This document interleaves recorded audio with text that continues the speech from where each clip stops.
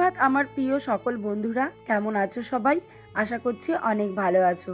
প্রত্যেক দিনের মতো আজকেও সকাল থেকে আমার নতুন আরও একটি ব্লগ শুরু করে দিলাম।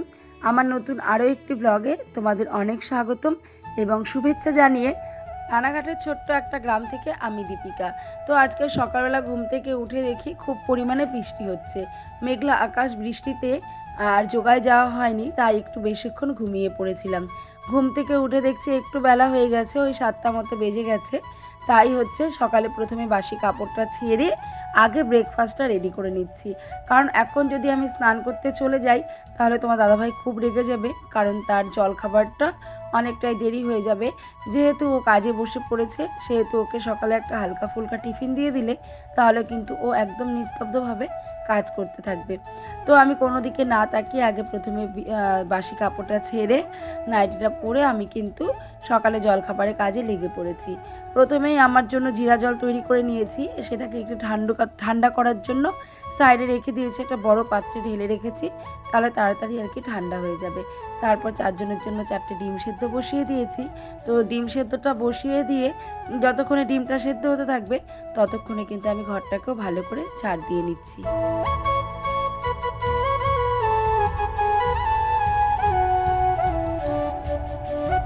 সকালে আমার ঘরটার ঝাড় দেওয়া হয়ে গেল। উঠোনটা আগেই ঝাড় দিয়ে নিয়েছিলাম বাসি কাপড়টা ছাড়ার আগে। তো এখন দেখো ডিমটাও সেদ্ধ হয়ে গেছে। আর কালকে বাজার থেকে একটু ব্রাউন ব্রেড এনেছিলাম, সেটা তোমাদের সাথে শেয়ার করা হয়নি, কারণ ওই যে কালকে বললাম না, দেখালাম তোমাদের যে পায়ে প্রচণ্ড পরিমাণে মচকা খেয়েছি।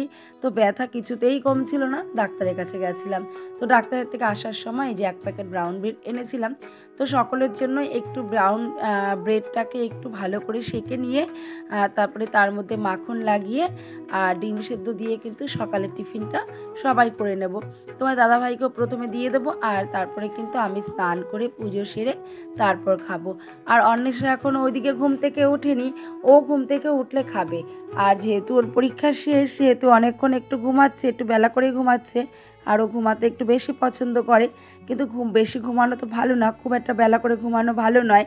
তবুও ওকে এখন আর খুব তাড়াতাড়ি ডাকি না, তার কারণ আবার যখন পড়া চালু হয়ে যাবে তখন এমনিতেই কিন্তু ওকে সকালে উঠতে হবে। তাই ওর খাবারটা রয়ে গেল আর আমার খাবারটা রয়ে গেল। প্রথমে তোমার দাদাভাই আর আমার ছেলের খাবারটা তৈরি করে দিচ্ছি। ছেলে খেয়ে পড়তে বসে পড়বে, আর তোমার দাদাভাই তো এমনি অলরেডি কাজে বসেই পড়েছে, আর এখন শুধু খাবারটা দেবো। দেখো আমার সকালের টিফিনটা কিন্তু একদম রেডি হয়ে গেছে, সঙ্গে একটু চীনাবাদামও দিয়ে দিয়েছিলাম।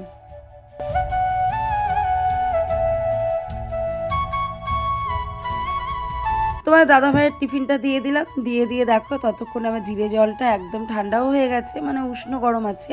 তো এখন এটাকে আমি খেয়ে নেবো। খেয়ে দিয়ে তারপর চলে গেছিলাম স্নান করতে। আর যদিও মেঘলা আকাশ, টুপটাপ করে কিন্তু এখনও বৃষ্টিই পড়ে চলেছে, তবুও জানি না কেন মনে হলো যে জামা কাপড়গুলো কেচে দেওয়া দরকার। যেহেতু কালকে বের করেছিলাম জামা কাপড়গুলো, ওই পায়ে ব্যথার জন্য আর কাচা হয়নি, তাই এখন কেচে দিলাম আর শুকিয়ে দিলাম। জানি না শুকাবে কিনা, সেটা পরে দেখার। চলো আগে জামা কাপড়গুলো ভালো করে মেলে দিই।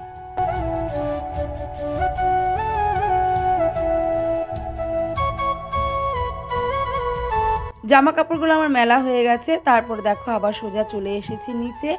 আর নিচে এখন ওই যে বললাম আমার জলখাবারটা আমি রেডি করে রেখেছি, সেটা আমার খাওয়া হয়নি। তো এখন দেখো সেটা খেয়ে নেব।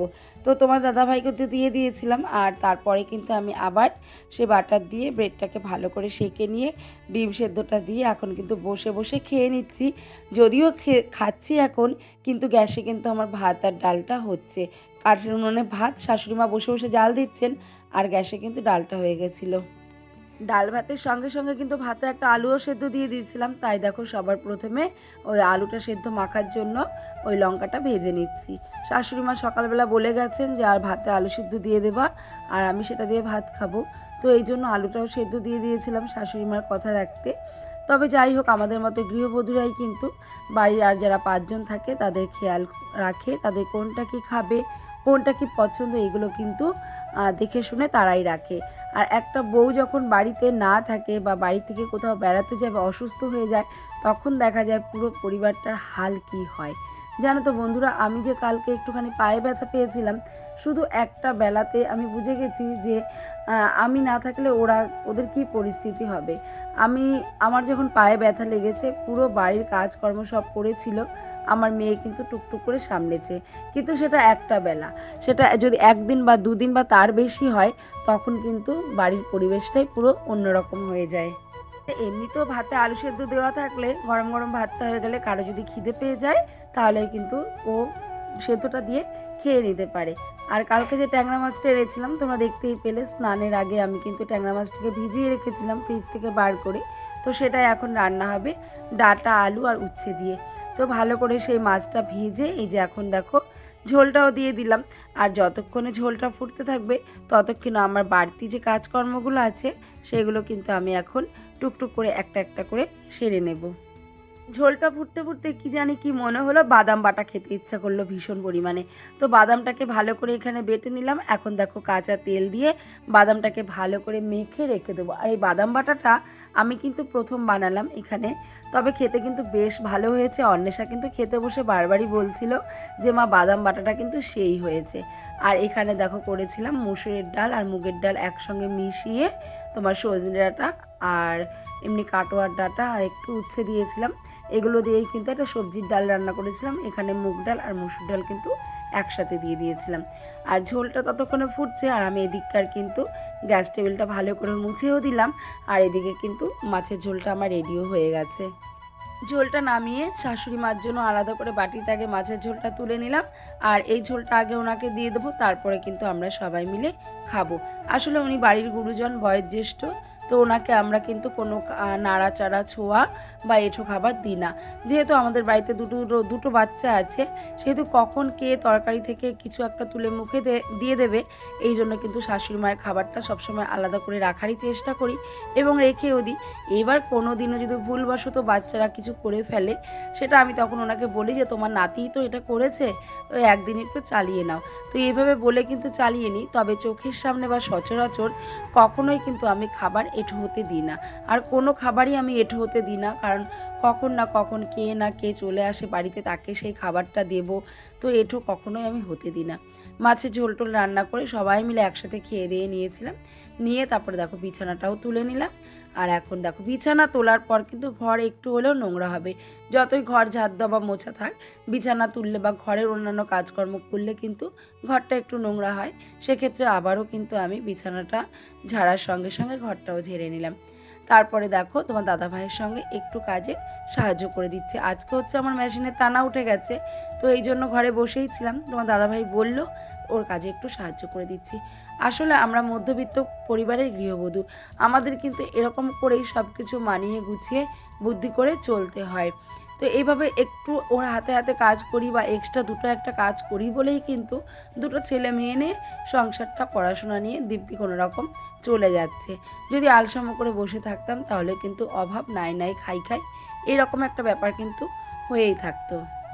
সকালে যে জামা কাপড়গুলো মেলে দিয়েছি, কড়া রোদ উঠেছিল, সেই রোদে কিন্তু জামা কাপড়গুলো বেশ শুকিয়ে গেছে। একটা জামা কাপড়ও কিন্তু ভেজা নেই বন্ধুরা, প্রত্যেকটা জামা কাপড় শুকিয়ে গেছে। আমি যে কত খুশি হয়েছি, তার কোনো ভেজা জামা কাপড় রাখলে না, যতই ধোয়া থাক কেমন একটা ভ্যাপসা গন্ধ হয়ে যায়।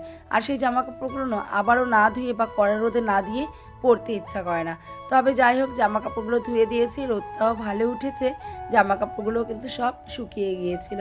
আর এখন দেখো ভালো করে ছাদটাও পরিষ্কার করে দিচ্ছি, কারণ ছাদটা না খুব নোংরা হয়ে গেছিলো। 2-1 দিন ধরে ভাবছিলাম ছাদটা একটু ঝাড় দেবো, কিন্তু সময়ের অভাবে কাজের চাপে আর হয়েই উঠছিল না। তো আজকে যেহেতু একটু সময় পেয়েছি, সেহেতু কিন্তু আজকে এই ছাদটা আমি ঝাড় দিয়ে দিচ্ছি। তো দুপুরবেলা খেতে বসে তোমার দাদাভাই বলছিল, মানে আরও একটু উচ্ছে, আলু এগুলো ভাজা করতে বলেছিল, কিন্তু আমি সেগুলো ভাজা করিনি, একটু বুদ্ধি করে করিনি। তার কারণ হচ্ছে ওই সবজিটা থাকলে কিন্তু পরের দিন আমার আবারও সুন্দর করে হয়ে যাবে। কারণ আজকে যা রান্না করেছি, এতে কিন্তু সারাটা দিন ভালো মতোই চলে গেছে। আর যেই সবজিটা এক্সট্রা রান্না করতে বলছিল তোমার দাদাভাই, ওটা কিন্তু আমি ইচ্ছে করে রান্না করিনি, কারণ ওটা দিয়ে কালকে চলে যাবে। ওই যে বললাম, মধ্যবিত্ত ঘরের বউ আমরা, আমাদের একটু বুঝে শুনেই কিন্তু খরচটা করতে হয়, আর একটু হিসাব করে কিন্তু সংসারটাকে চালাতে হয়। তাই তোমার দাদাভাই যখন যেটা বলে সেটাই আমার চেষ্টা করি মন জোগানোর জন্য রান্না করে দেওয়ার, তবুও কিছুটা, আমরা তো ঘরের বউ, কিছুটা হিসাব করেও চলার চেষ্টা করি। আর এই হিসাবই কিন্তু আমাদের সংসারটাকে একটু ভালো মতো চালাতে সাহায্য করে। এখন বিকেলবেলা ছাদ টাদ পরিষ্কার করে দেখো একটুখানি ওই কবিতা আবৃত্তিগুলো লেখার জন্য নোটবুকটা নিয়ে বসলাম। ডায়েরিটার মধ্যে কিন্তু সেই কবিতাগুলো একটু তুলে নিচ্ছি, যেগুলো তোলার বাকি ছিল। আসলে আমরা মধ্যবিত্ত ঘরের বউ, চোখে অনেক স্বপ্ন দেখি, স্বপ্নগুলো পূরণ করার জন্য অনেক পরিশ্রম করি। আদৌ আমরা জানি না সেই স্বপ্নগুলো পূরণ হবে কি না। তবে স্বপ্ন দেখতে কিন্তু কারোরই বারণ নেই। সবাই ভালোবাসে, সবাই চায় স্বপ্ন দেখতে, আমিও তার ব্যতিক্রম নই। রাতেবেলা ওই আজকে শনিবার চলে গেছিলাম আবৃত্তি ক্লাসে, ওখান থেকে ফিরে রাতেবেলা একটু মাংস ছিল ঘরে, সেটাই বার করে রান্না করে নিয়েছি। আর হচ্ছে রুটি বানিয়ে নিয়েছি। কালকে মাংসর থেকে একটু মেটে স্টমাকগুলো তুলে রেখেছিলাম, সেগুলো আর এক্সট্রা যে এনেছিলাম সেগুলোই কিন্তু এখন রান্না করলাম। তো এখন সবাই মিলে খাবো। চলো, ভিডিওটি ভালো লাগলে লাইক করে দিও, কমেন্ট করে দিও, চ্যানেলটিকে সাবস্ক্রাইব করে দিও। Tata, good night.